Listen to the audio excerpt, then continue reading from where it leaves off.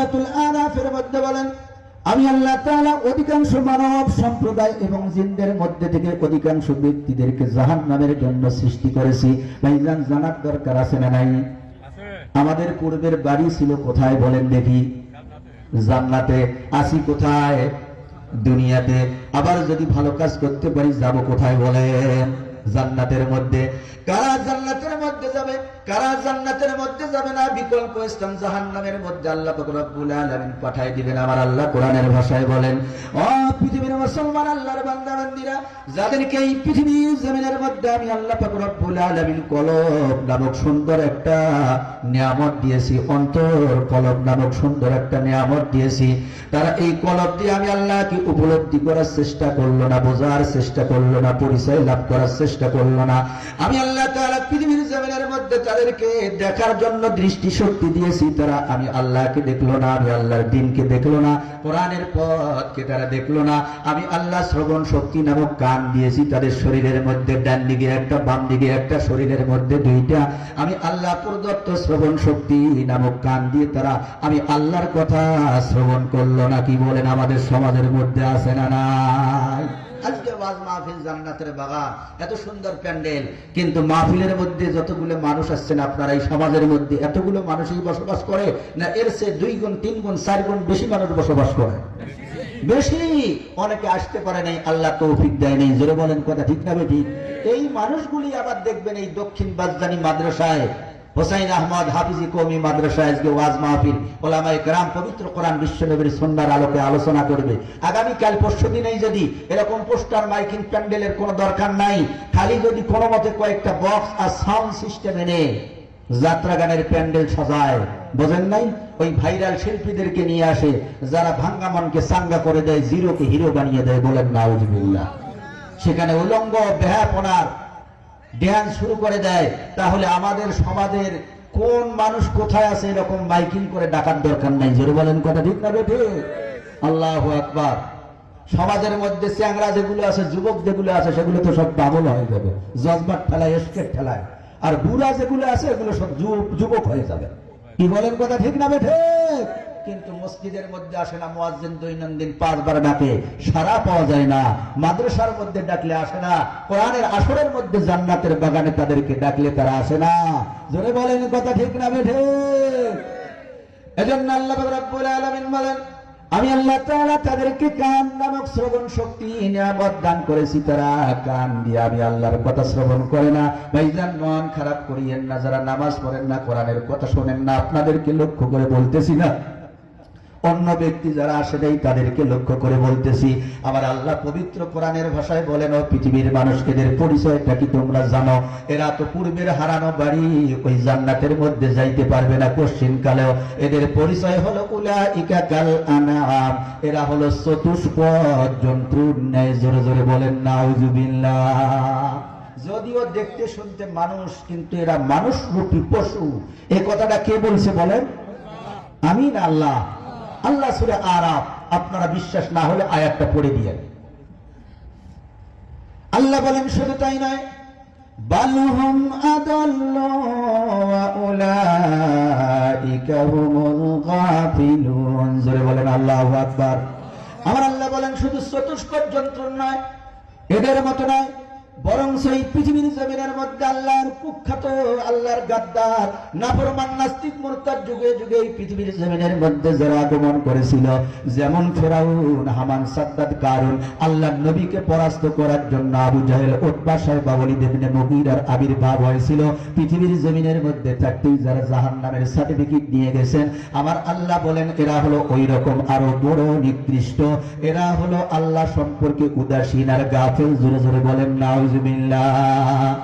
আমার বন্ধুগণ, মুসলমান ভাইরা, আমার পর্দার অন্তরালের মা বোনেরা, আল্লাহ তাআলা কত বড় দামি গুরুত্বপূর্ণ অঙ্গ প্রত্যঙ্গ দান করেছেন ভাইজান।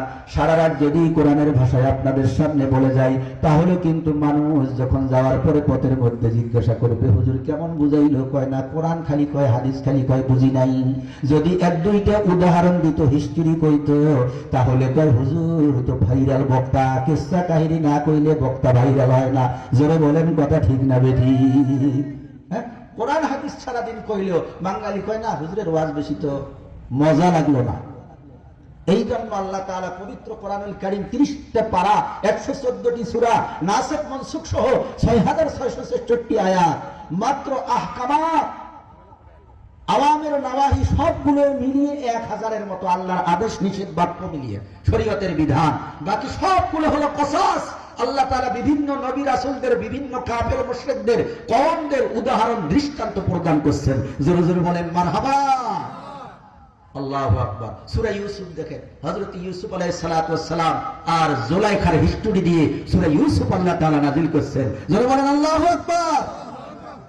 মাঝে মধ্যে হিস্টরিও জানার দরকার আছে, বোঝার জন্য, আল্লাহর দ্বীনকে বোঝার জন্য। কি বলেন কথা ঠিক না ঠিক? আমার বন্ধুগণ, আমি আপনি যে দেশের মধ্যে বসবাস করি, আবার আপনার মাতৃভূমি ওই 56,000-57,000 বর্গ মাইলের রাষ্ট্র, এই রাষ্ট্রটার নাম হলো বাংলাদেশ। ভাইজান মনোযোগ দিয়ে শুনবেন, মুরব্বী বাবাজিরা আছেন তারা জানতে পারে ইতিহাস। এই আবার আপনার সোনার বাংলাদেশ 1971 সালে দীর্ঘ 9 মাস পাক হানাদার বাহিনীর বিরুদ্ধে মুক্তিযোদ্ধারা, স্বাধীনকামী বাঙালি জাতিরা দীর্ঘ 9 মাস পর্যন্ত সশস্ত্র সংগ্রামের পরে স্বাধীনতা লাভ করেছে। জোরে বলেন কথা ঠিক না বেটি? আমিও কিন্তু একজন বীর মুক্তিযোদ্ধার সন্তান। আমার বাবা উনি কুড়িগ্রাম জেলার এক উপজেলার মুক্তিযোদ্ধা কমান্ডার। আমিও মুক্তিযোদ্ধার সন্তান। আমার বাবার কাছে আমি ছোটবেলায় হিস্ট্রি গুলো শুনছি, যুদ্ধের করুণ কাহিনী। আল্লাহু আকবার। আল্লাহ সবাইকে মাফ করে দেব। মুসলমানের মধ্যে লড়াই, আল্লাহ তাআলা যেন পৃথিবীর মধ্যে আমাদেরকে এরকম লড়াই আর না দেখায়। জোরে জোরে বলেন আমিন। 1971 সালে দেশ স্বাধীনতা লাভ করলো। এর আগেও এই ভারতবর্ষ, অখণ্ড ভারতবর্ষ যখন দ্বিখণ্ডিত হইল, এটা সময়কাল ছিল 1947 সন। জোরে বলেন কথা ঠিক না বেঠে? মুরব্বীরা জানাস, মুরব্বীদের। আমার বন্ধুগণ, অখণ্ড ভারত দ্বিখণ্ডিত হওয়ার পূর্বে এই ভারতবর্ষ শুধু একটা দুটো রাষ্ট্র নয় ভাইজান, আমার আপনার মাতৃভূমি সোনার বাংলাদেশ, পার্শ্ববর্তী পাকিস্তান, পার্শ্ববর্তী ইন্ডিয়া, যে ইন্ডিয়া চতুর্দিকে আমাদেরকে গ্রাস করে রাখছে, ঘিরে রাখছে। জোরে বলেন কথা ঠিক না বেটি? নেপাল, মালদ্বীপ, ভুটান, আফগানিস্তান, শ্রীলঙ্কা সমস্ত রাষ্ট্রগুলোকে একত্রিত করে ভারতবর্ষ বলা হইতো। ভাইজান 1947 সনে এই অখণ্ড ভারত দ্বিখণ্ডিত হওয়ার পূর্বে যখন দ্বিখণ্ডিত হয়ে গেল, এক অংশের নাম হলো পাকিস্তান মানে পবিত্র ভূমি, আর এক স্থানের নাম হলো হিন্দুস্তান মানে হিন্দুদের আবাস স্থান, এটা হিন্দুদের মাতৃভূমি। এটা দুই অংশে যে ভাগ করে দিয়ে গেল, এটা কারা ভাগ করলো? মুসলমানেরাও, হিন্দুরাও নয়, বরং ভারতবর্ষের মানুষেরা না, বরং ওই ব্রিটিশ বেনিয়া লাল কুত্তারা, পৃথিবীর কাফের মুশরিক ইহুদি খ্রিস্টানেরা। জোরে বলেন কথা ঠিক না বেঠিক? ভাগ করার পূর্বে প্রায় 200 বছর তারা এই দেশ শাসন করেছিল। এই জনগণের উপর তারা নির্যাতন, নিপীড়ন, জুলুম, অত্যাচার চালিয়েছিল। জোরে বলেন কথা ঠিক না বেঠিক? আমার বন্ধুগণ, ইতিহাসের মধ্যে আছে তাহরিকে দারুল উলুম দেওবন্দ নামক একখানা কিতাব, ভাইজান কওমি মাদ্রাসার মধ্যে পড়া হয়। এই কিতাবের মধ্যে এসেছে এই 200 বছর যে ব্রিটিশরা পাক ভারত উপমহাদেশ শাসন করেছিল, এই শাসন করার পূর্বে দীর্ঘ ভারতবর্ষ দীর্ঘ সময় ধরে প্রায় 800 বছর পর্যন্ত ওলামায়ে কেরামরা শাসন করেছিলেন, মুসলমানরা শাসন করেছিলেন। জোরে জোরে বলেন সুবহানাল্লাহ। আর বর্তমান যুগের এক শ্রেণীর কোরআন বিদ্বেষী, ওলামা বিদ্বেষী লোকেরা বলে, ওই হুজুররা রাষ্ট্র রাষ্ট্র করে, রাজনীতি করে, হুজুররা তো রাষ্ট্র দিলে 1 মাসও চালাইতে পারবে না। জোরে বলেন কথা ঠিক না ঠিক? মুসলমান হুজুররা রাষ্ট্র চালাইতে পারে না, একবার দিয়ে দেখো 5 বছরের জন্য এই দেশের মধ্যে দুর্নীতির দাও থাকবে না। কি বলেন কথা ঠিক না ঠিক? 800 বছর পর্যন্ত এই পাক ভারত উপমহাদেশ শাসন করার ওলামায়ে কেরামের যোগ্যতা আছে, ইতিহাস আছে। হিন্দুরা পর্যন্ত ওলামায়ে কেরামদেরকে সমর্থন করে রাষ্ট্রনায়ক বানিয়েছিল, সম্রাট বানিয়েছিল। জোরে জোরে বলেন আল্লাহু আকবার। আমার ভাইজান মনোযোগ দিয়ে শ্রবণ করবেন যে কথাটা বলতে চাই। এই মুসলিম সম্রাটদের মধ্যে, শাসকদের মধ্যে একজন উল্লেখযোগ্য সম্রাট ছিলেন গজনী বংশের সুলতান মাহমুদ গজনবী রহমতুল্লাহি আলাইহি। সুলতান মাহমুদ গজনবী রহমতুল্লাহি আলাইহি যখন পুরো পাক ভারত উপমহাদেশের শাসনকর্তা নিযুক্ত হইলেন, সম্রাট হইলেন, দায়িত্ব পাইলেন, সুলতান মাহমুদ গজনবী রহমতুল্লাহি আলাইহি শুধু একজন সম্রাট ছিলেন না, ভারতবর্ষের মধ্যে একজন শাসক ছিলেন না, সুলতান ছিলেন না। একদিক দিয়ে যেমন তিনি জনগণের শাসক ছিলেন, অপর দিক দিয়ে একজন কোরআন হাদিসের নির্ভরযোগ্য আলেম ছিলেন, আল্লাহর কামিল একজন ওলি ছিলেন। জোরে জোরে বলেন সুবহানাল্লাহ। আমার বন্ধুগণ, আল্লাহর বান্দা দিল্লির সম্রাট সুলতান মাহমুদ গজনবী রহমতুল্লাহি আলাইহি দিনের বেলা সকাল থেকে নিয়ে সন্ধ্যা পর্যন্ত সারাদিন রাজ দরবারের মধ্যে জনগণের কাজের মধ্যে ব্যস্ত থাকতেন, রাষ্ট্রীয় কাজকর্মগুলো সমাধান করতেন, জনগণের দ্বন্দ্ব নিরসন করতেন, মামলা মোকদ্দমাগুলো শোনাশুনি করতেন, ফয়সালা করে দিতেন। রাত্রি যখন গভীর হয়ে যাইত, পুরা ভারতবর্ষের মানুষগুলো ঘুমের ঘরের মধ্যে বিভোর হয়ে যাইত, ভাইজান আল্লাহর বান্দা সুলতান মাহমুদ গজনবী রহমতুল্লাহি আলাইহি ঘুমাইতেন না। ছদ্মবেশ ধারণ করে, অপরিচিত একটা বেশ ধারণ করে পথে ঘাটে গ্রামে গঞ্জে ঘুরে বেড়াইতেন। আমার দেশের জনগণরা খাইলো নাকি না খেয়ে ক্ষুধার যন্ত্রণা নিয়ে ঘুমিয়ে পড়লো, আমার দেশের জনগণ সুখে আছে না দুঃখে আছে, এই খোঁজ খবর নেওয়ার জন্য জোরে জোরে বলেন মারহাবা। আমার বন্ধুগণ, একজন ইসলাম প্রিয় শাসক, একজন আল্লাহর সৈনিক, একজন বিশ্ব নবীর উম্মত যদি হয়, তাহলে সে মেম্বার হোক, চেয়ারম্যান হোক, এমপি হোক, আর মন্ত্রী মিনিস্টার হোক, প্রধানমন্ত্রী, রাষ্ট্রপতি, তার ভিতর আল্লাহর ভয় যতদিন পর্যন্ত থাকবে, কথাটা মনে থাকবে, আমি জনগণ আমাকে নিযুক্ত করেছে, আল্লাহ তাআলা পদ পদবি দিয়েছে, পাওয়ার দিয়েছে জনগণের সেবা যত্ন করার জন্য, নির্যাতন করার জন্য নয়। জোরে বলেন কথা ঠিক না বেঠিক? ও মুসলমান, আল্লাহর নবীর প্রিয় সাহাবী রাইসুল মুফাসসিরিন হযরত আব্দুল্লাহ ইবনে আব্বাস রাদিয়াল্লাহু তাআলা আনহু থেকে হাদিস বর্ণিত, আন আব্দুল্লাহ ইবনে আব্বাস রাদিয়াল্লাহু তাআলা আনহু আন্নাহু قال قال رسول الله صلى الله عليه وسلم سيد القوم خادمهم। বিশ্ব নবী বলেন, ও পৃথিবীর মুসলমান, পৃথিবীর জমিনের মধ্যে আল্লাহ পাক রব্বুল আলামিন যাদেরকে শাসনকর্তা নিযুক্ত করবে, রাষ্ট্রপতি, প্রধানমন্ত্রী, সাম্রাজ্যের দায়িত্ব যারা লাভ করবে, এরা জনগণের শাসক হবে না, নির্যাতনকারী জালেম হবে না, বরং শাসকদের কাজ হলো, আমাকে আল্লাহ শাসক বানিয়েছে, নেতা বানিয়েছে, আমার দায়িত্ব হলো জনগণের খেদমত করা। জোরে জোরে বলেন মারহাবা। আল্লাহু আকবার। সুলতান মাহমুদ গজনবী রহমতুল্লাহি আলাইহি আল্লাহর ওলি, মনোযোগ দিয়ে নামটা মুখস্থ করবে। তিনি তো উত্তরসূরি ছিলেন আল্লাহর রাসূলের সাহাবায়ে কেরামদের, তাবিঈনদের, তাবে তাবিঈনদের, আইম্মায়ে মুজতাহিদিনদের। জোরে বলেন কথা ঠিক না বেঠিক? আল্লাহর রাসূলের সাহাবীরা কিভাবে রাষ্ট্র পরিচালনা করেছেন? কবি বলেন, মিথুনে বরণ করে গাইতো যারা জীবনের জায়গা, মিথুনে বরণ করে গাইতো যারা জীবনের জায়গা,